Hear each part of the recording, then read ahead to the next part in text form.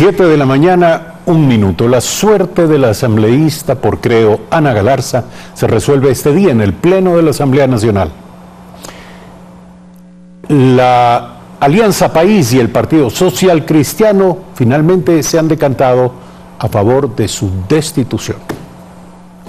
En Alianza País identifican que los dos informes, el de mayoría y minoría, contienen inconsistencias. Así lo habrían evidenciado en la reunión mantenida este martes, por lo que plantean una tercera vía. Que habría una tercera propuesta en base a una resolución que permite esclarecer esta situación que de mi punto de vista sí ha habido una infracción bastante fuerte. Ese documento sugeriría entonces la destitución de Galarza. Para Jimena Peña, existen razones suficientes como para promover dicha separación. Se habían encontrado mecanismos ilegales para contratar al esposo de la legisladora mediante una tercera persona que es la esposa de su asesor, que estaría prestando su nombre a cambio de cierta cantidad de dinero. Criterio que comparte Vicente Tayano del Partido Social Cristiano, quien ve como inadmisible ante las irregularidades encontradas en el comportamiento del asambleísta y su equipo de trabajo la sola imposición de una sanción administrativa. No tiene presentación que la señora se vaya 30 días y regrese como que no pasó absolutamente nada. En Creo, mientras tanto, mantienen su respaldo a quien es su compañera de bancada. A criterio de Roberto Gómez, no se ha encontrado más que una falta administrativa por el uso de la tarjeta magnética. Ellos han admitido el uso de la tarjeta, eso es lo que la comisión ha identificado, eso es lo que la comisión pide una sanción aquí en el Pleno de la Asamblea. La convocatoria para este jueves está a las 11 de la mañana. Entonces serán los votos y la voluntad de los 137 legisladores quienes resuelvan este polémico caso. Alexis Moncayo, Telediario. Aparecería una tercera posición entre el informe de mayoría y el informe de minoría, que probablemente sería analizado hoy en la Asamblea Nacional para dilucidar el futuro de Ana Galarza. Nuestro invitado en esta mañana, Marcelo Espinel, director de proyectos de la Fundación Ciudadanía y coordinador del Observatorio Legislativo. Buen día. ¿Qué nos puede decir hasta este momento respecto de este proceso? Una primera duda se refiere al hecho de si aquí están siendo considerados los elementos de juicio, las verdaderas evidencias, o en esto hay un sesgo político que al final del día responde a otro tipo de cálculos, balances, pesos y contrapesos. Buen día. Muy buenos días, Eduardo, muy buenos días a tu distinguida audiencia. Precisamente el debate hay que manejarlo en dos esferas, la esfera legal y la esfera política. Dentro de la esfera legal debemos recordar que este caso empezó con una denuncia por un supuesto cobro de diezmos. Sin embargo, dentro del proceso analizado por la comisión creada para el efecto, se presentaron otro tipo de denuncias relacionadas a un uso indebido de la tarjeta electrónica, a una supuesta falsificación de un documento público, que es el reporte de asistencia, en este caso de los asesores de Ana Galarza, así como también se presentaron denuncias que podrían esclarecerse dentro del ámbito penal. Y el otro es este análisis político. La comisión debía en este caso pronunciarse únicamente sobre las faltas contenidas dentro de la ley orgánica de la función legislativa, así como sus reglamentos. En ese sentido, y hay que ser claros con la ciudadanía, no existe dentro de nuestra norma una sanción para los legisladores de destitución en el caso de cobro de diezmos. Es decir, que este bochornoso y reprochable acto no está normado dentro de nuestra legislación. Pero no es esto absurdo, por decirlo menos. Yo coincido contigo, sin embargo, se ha hecho público este tipo de casos de manera reciente. Yo no creo que recién estén existiendo este tipo de actos, como los mencioné, reprochables, pero no están contemplados en la ley. Y la ley tiene que respetarse en todos los ámbitos, más aún en la Asamblea Nacional, que es donde se crea. Si queremos sancionar a un legislador por el cobro de diezmos, esto tiene que estar contemplado en la ley. Sin embargo, y aquí entramos en cambio en la esfera política, hay un requisito que tal vez no está establecido de manera taxativa en la ley, y que es la probidad. Todo funcionario público tiene que actuar con probidad. Y si es que en algún momento se empezaron a levantar dudas al respecto de la probidad de un legislador, lo ético, lo moral es que dé un paso al costado. Porque si no, al punto al que hemos llegado, el único resultado que ha existido es que la imagen de la Asamblea Nacional cada vez se vea más mermada. Y que de esta manera los ciudadanos menos confiemos en el que debería ser el primer poder del Estado. Pero eso no produce un desenlace práctico, porque sería como esperar que el asambleísta Galarza presente su renuncia. cosa por demás descartada. Por supuesto, por eso que comentaba Eduardo, que en el punto en el que hemos llegado, en el cual ya se anunció el día de ayer que existen los votos para proceder con su destitución, ya no procede esta renuncia que tal vez en algún momento habría mejorado la imagen de la Asamblea Nacional y no habríamos llegado a este penoso punto.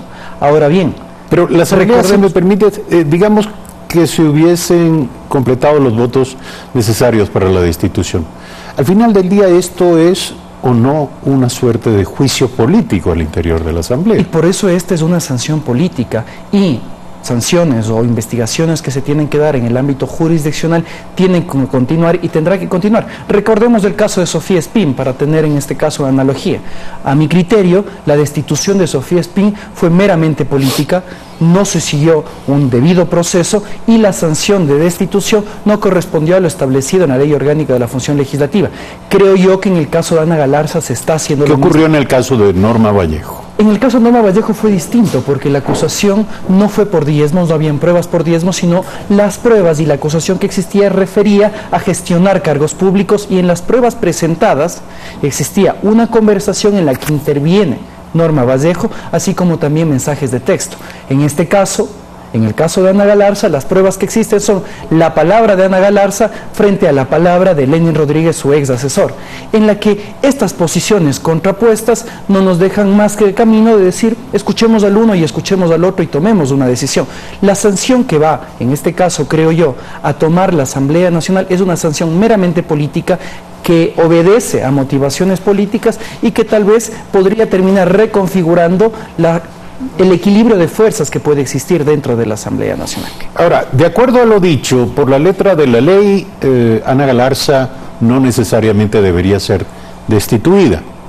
Sin embargo, ¿a qué precio? Pregunto yo, al precio de tener dentro de la Asamblea una asambleísta sobre la que se han arrojado, digamos, acusaciones y sobre la que existen serias dudas. Sin duda que sí, el mal uso de la tarjeta electrónica provoca una sanción administrativa y como se decía en la nota solamente una sanción administrativa, es decir, no queda a criterio de los asambleístas decidir si esa sanción es meramente administrativa o si escala al nivel de la destitución. El artículo 163 de la Ley Orgánica de la Función Legislativa es muy claro al respecto de cuáles son las causales para que un legislador pierda su condición de asambleísta.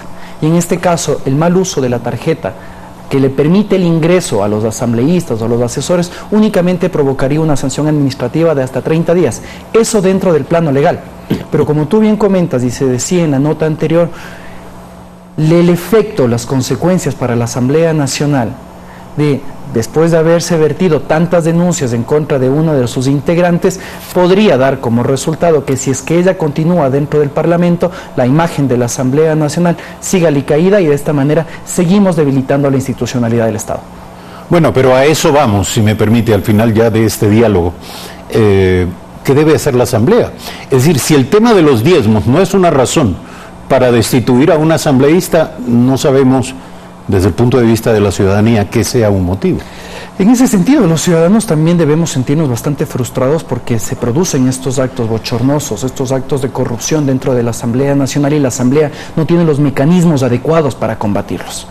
Pero no debería de manera emergente la Asamblea modificar sus propias normas. Sin duda que sí, pero recordemos que la Ley Orgánica de la Función Legislativa había sido aprobada dentro del anterior periodo legislativo, fue vetada totalmente por el presidente Moreno, y la Asamblea desde el mes de junio pasado podía ya empezar el tratamiento de las reformas a la Ley Orgánica de la Función Legislativa.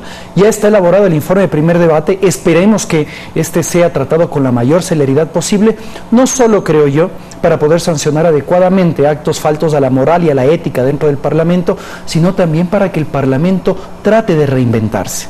Si es que no encontramos una nueva forma de actuar dentro de la Asamblea Nacional, de cara al 2021 continuaremos con una Asamblea Nacional que hasta el momento es la menos aceptada en los últimos 10 años y que tiene apenas el 24% de aprobación de la ciudadanía.